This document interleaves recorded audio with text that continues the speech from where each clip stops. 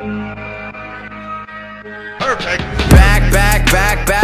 to those days. I was running in one place. Set a pace. Feel like I've been running in one place. Yeah. 안녕하십니까. 또래게 다음 영상으로 찾아온 스트레이트 토러스입니다. 반갑습니다. 이번 영상은 조금 새로운 스타일이죠. 이렇게 앉아서 요즘 이런 게 좀 대세 같아. 유튜브의 대세 같아요. 이렇게 앉아서 얘기하는 거. 이렇게 앉아서 막 이렇게 정치 얘기하다고 까고 막 이러는데 저도 누구 깔 겁니다. 바로 미국의 DOT예요. 이건 깐다기보다는 그냥 제가 생각했을 때 여러분들이 얼마나 DOT를 믿고 신뢰를 하는지를 모르기 때문에 이 DOT에 대한 좀 불편한 진실을 몇 가지를 알려드릴까 해요. 그럼 지금 바로 시작하겠습니다. 그러면은 시작하면서 일단 DOT에 대한 역사를 좀 알아봐야겠죠. 그렇기 때문에 저희는 45년 전으로 비행기를 타고 날아갑니다. 45년 전 1974년도에 미국 그 도로교통부에서는 그 오토바이로 인한 인명피해에 대해 대책이 필요하다고 느꼈어요. 그렇게 해서 탄생된 게 FMVSS 218, 흔히 말하는 DOT라고도 하죠. 그것이 탄생하게 된 겁니다. 근데 여기서 문제가 하나가 있어요.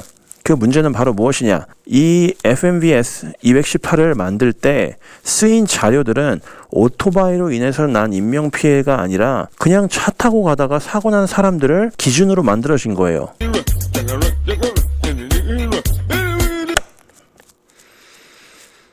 벌써부터 이상한 거죠. 왜 오토바이 헬멧을 만들기 위해 차 사고로 다치는 사람들의 기준을 넣었을까요? 왜? 자, 그러면 여기서 한번 DOT의 그 안전 인증에 대한 차트를 한번 좀 봅시다. 이제 여기를 보시면은 DOT 같은 경우는 이제 픽 엑셀레이션이 400G까지 허락이 되고요. 반면에 스넬이나 EC 같은 경우는 이제 보시면 290에서 300으로 돼 있어요. 이 400G하고 300G는 차이가 어마어마하게 큽니다. 이제 어느 연구 결과에서 나온 건데 두개골이 금이 가거나 깨지는 게 290G라고 합니다. 그렇기 때문에 스넬과 EC 같은 경우는 그거에 맞춰서 290에서 300을 적정선으로 둔 거고요. 근데 왜 DOT는 400으로 뒀을까요?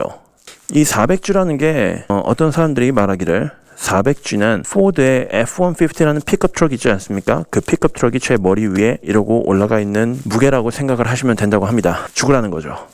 자, 그럼 이제 다시 역사 속으로 들어가서 미국 정부에서는 그 FMVSS 218에 뭔가 문제가 있다고 생각을 했나 봐요. 그래서 수정을 하자고 했습니다.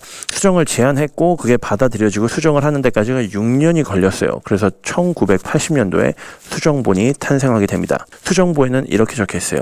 모든 헬멧은 미디움 사이즈로 실험을 하세요. 누가 만든 걸까요? 누가? 그렇게 수정본이 나왔고 어떤 똑똑한 미국인이 이거는 잘못됐다고 말을 합니다. 그래서 또 한 번 수정을 제안을 해요. 그렇게 또 받아들여지고 수정을 합니다. 그렇게 또 8년이 흘렀어요. 8년이 흘러서 새로운 수정본이 나왔습니다. 그리고 그 수정본에는 이렇게 적혀 있었어요. 모든 헬멧은 모든 사이즈로 한 번씩 테스트를 하세요. 그러니까 사이즈별로 테스트를 하라 이거죠.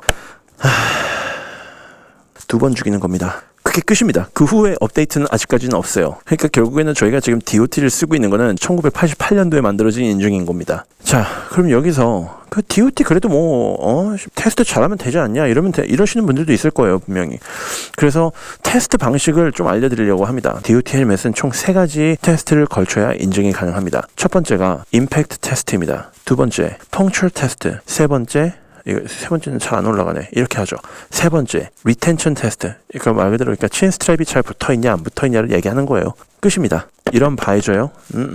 테스트 전혀 필요 없어요. 그리고 이렇게 헬멧이 막 이렇게 굴러가고 대굴대굴 이러는 거 전혀 필요 없습니다. 실험 안 해도 돼요. 그래도 DOT 인증 받을 수 있습니다. 제가 만약에 헬멧을 만들고 여기다가 비닐 랩을 씌워놨어요. 인증받을 수 있습니다. 그리고 여기서 또 다른 거는 테스트 방식인데 모든 인증 방식은 모두 직접 할 수가 있습니다. 그 말은 자가인증 제도라는 거죠. 뭔가 구린내가 나죠. 자, 예를 들어서 제가 이 헬멧을 만들었다고 칩시다. 첫 번째, 임팩트 테스트죠. 4군데를 정합니다. 여기하고 여기하고 여기하고 여기만 단단하게 해놓으면 돼요. 나머지는 별로 신경 안 씁니다. 왜? 여기만 단단하게 해서 패스하면 되니까. 펑처 테스트도 마찬가지입니다. 여기만 안 뚫리게 해놓으면 돼요. 여기 안 뚫리고 다 뚫려도 여기 안 뚫리니까 인증할 수 있습니다. 그렇게 돼서 문제가 되는 거예요. DOT라는 게. 근데 뭐 설마 누가 그러겠어? 그래도 회사 이미지 먹고 살아야 되는데 하시는 분들도 계실 거예요. 그래서 이 교통부는 1994년부터 1999년까지 1018개의 DOT 인증을 받은 헬멧을 실험을 했어요. 그 실험 결과 고작 41%만이 실험에 합격을 했습니다. 뭐 옛날 일이니까 지금은 세상이 많이 변했습니다. 20년 전 얘기니까. 자, 그래서 또 하나 가져왔어요. 2006년에 총 25개의 샘플을 가지고 테스트를 했습니다. DOT 인증을 받은 헬멧들을 샘플을 했는데 그 중에 25개 중에 13개가 수사를 다시 한번 진행해 봐야 된다는 결정이 내려졌고요. 그리고 5개가 상표 품질에 대한 수사를 다시 해야 된다고 결론이 났고요. 7개는 그 자리에서 즉시 리콜 처리가 들어갔습니다. 총 걸린 제품의 개수는 42,120개였습니다. 그 말은 즉슨 42,120명이 성능에 못 미치는 헬멧을 쓰고 바이크를 탔다는 거죠. 그것도 근데 10년 전 얘기니까 10년 전 지금은 또 21세기 아니겠습니까? 그렇게 해서 제가 또 하나 다른 걸 가져왔습니다. 2014년에서 2017년에 그 NHTSA에서 이제 그 DOT 인증을 받은 헬멧을 가지고 또 이제 테스트를 했어요. 2014년은 31개 중에 19개가 테스트에서 실패를 했습니다. 그 중에 성능에 도저히 못 미치는 모델은 16개였어요. 그렇게 해서 여기 차트를 보시면 이제 쭉 내려가고 2017년도에는 34개의 테스트를 했는데 그 중에 17개가 테스트에서 실패를 했고 성능에 못 미치는 모델은 그 중에 10개가 넘었습니다. 10개였습니다. 10개. 총 42%죠. 42%가 성능마저 못 미친다는 결과가 나온 겁니다.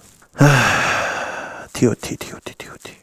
너 왜 그러니? 이렇게 알아봤듯이 이제 미 도로교통부의 DOT 인증은 생각한 것만큼 그렇게 우수하지 않습니다. 물론 모든 DOT가 나쁘다고 하는 건 아닙니다. 어떤 DOT는 DOT 인증만 받은 헬멧이라도 정말 튼튼하고 견고하게 잘 만든 헬멧들도 많아요. 단지 제가 이 정보를 말씀드리는 거는 DOT 인증 속에 잘 알려지지 않은 진실을 여러분들께 말씀을 드리는 거고 DOT가 적혀있다고 무조건 좋은 것이 아니라는 것을 설명을 드리는 겁니다. 하지만 제일 중요한 거는 헬멧을 살 때 선택은 자기 각자의 판단이고 자기 각자의 몫입니다. 여기만 해도 헬멧을 사러 가면은 무조건 디자인을 보긴 하지만 디자인을 보기 전에 일단은 브랜드를 먼저 보죠. 이게 정말 좋은 브랜드인지 안 좋은 브랜드인지. 그 다음에 뒤를 봅니다. DOT가 일단 기본적으로 다 있고요.